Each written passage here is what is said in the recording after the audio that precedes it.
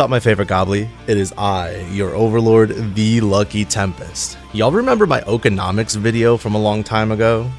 Yeah, me either. Today, I plan on dropping the incoherent ramblings of a mad cat while gushing about something I like before leaving you alone with your own thoughts. You've been warned. But first, a word from our sponsor. Per Lucky's request, I am here to tell you that they stream almost every day at 7 PM Eastern Standard Time on twitch.tv/The Lucky Tempest, which is cool and all, but you really should join our Discord listed in the description below. That was all of my required shilling now. Please, enjoy the video. If you have any of your crooked toes in the pond that we know as the FGC, you might have noticed one bunny earless heavy metal idol absolutely flooding your recommended videos page or Twitter feed. Yeah, Elonk, I'm still calling it Tweeter. What you gonna do about it? Shadow ban me? Good luck, I'm already invisible because I don't pay for a blue checkmark, you For the uncircumcised, Elphelt Valentine, or as the game likes to call her, Elphelt Valentine, has the equivalent impact of a non-veteran bumping into a nice Asian lady that runs a local bakery while shopping at CVS. Everyone remembers the war crimes in Xrd, but no one has quite discovered what war crimes she is capable of in Strive. Oh god, no! Hatashi, don't do this! That's great and all, but why am I making a video about her? Every single FGC content monster has dropped multiple videos about her since her announcement. Why go out of my way to talk about this silly vampire BBC chase and the scream? It's the...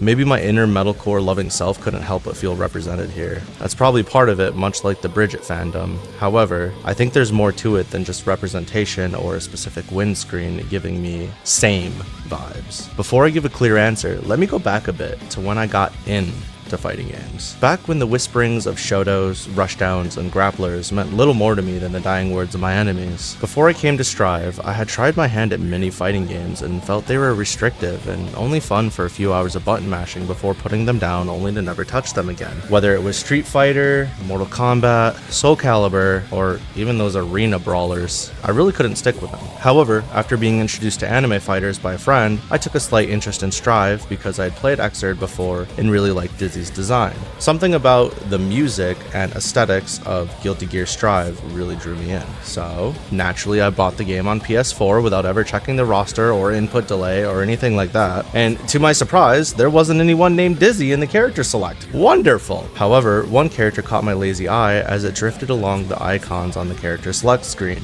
Geo. Why, you ask? Because she had a ghost dog that fought alongside her, and my dumbass always thought Kiba from Naruto deserved so much better. Someone mentioned she was a strike throw character, but all I could think about was how I kept getting strike blown through the fucking walls without being able to fight back. And as we all know, if you're losing, it's your character's fault, not your own. So, like the little padwad I was, I looked through the character select once more. This time, I already knew who I wanted to play. I knew because I watched in awe as this badass character beat me to a pulp over and over, with their two floating swords and creepy flesh cap that seemed to be alive or something, I don't know. Her windscreen continuously taunted me as she cuddled a cute little puppy, and she apparently likes burgers? Damn, I knew I had to try it. So I booted up training mode and decided to learn Elphelt Valentine. Time has passed since then, and you all know the story of how I came to play both Ram and Ina, but why was this tangent so important? Each time I found myself gravitating towards or picking a character, I was drawn to them due to a design choice, personality trait, special move, or something relatively easy to notice at a first glance, i.e. floating swords, funny move, cool looking super, those kinds of things. Looking through the list of characters I generally play, you don't necessarily see much cohesion in terms of playstyle or kits. You do, however, have a few design choice options that I gravitate to. Twin tails, floating objects, pets, that sort of thing.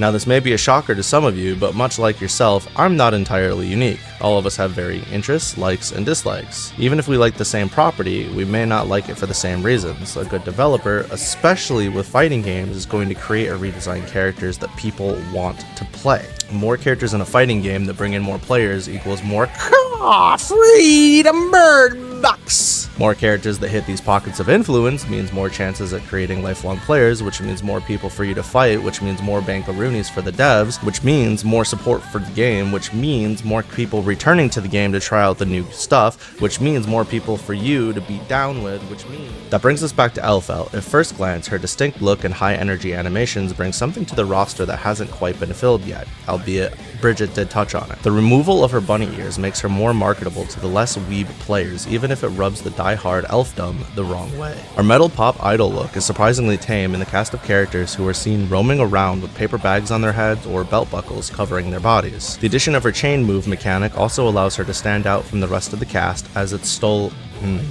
borrowed from other games like BlazBlue and allows a newer mechanic, specifically the deflect shield, to shine. But that windscreen, it just empowers me. And I'm not alone. Many people have made a comment on how sick the windscreen is, and it's one of the best parts of her character.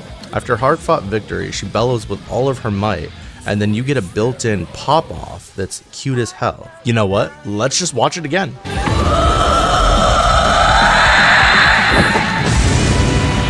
See? That's pretty cool. For me, Elphelt was the culmination of a bunch of visual and audio decisions put together in one character that just felt right. The way she leaps with her bomb chocolate, her 6H face, her desperate eyes as she gets blasted into Last Thursday on a wall break, all of it. Plus she's easy to pick up and play, just like your mom. When a character that I thought I'd drop after day 3 takes this much of my attention, I feel like the least I could do is ramble on about them a bit, you know? Oh, the point of this video? Fighting game devs, keep making character designs, voice lines, animations, and personalities this cohesive and apparent. I dig it. Anyway, that's all for this video. Thank you so much for watching, and I can't wait to see you in the next one. Bye! I can't even do it right anymore. I had a good one the other day.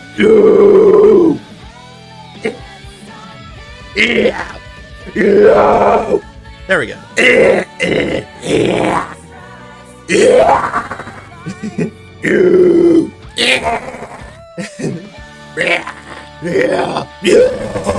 don't fucking know.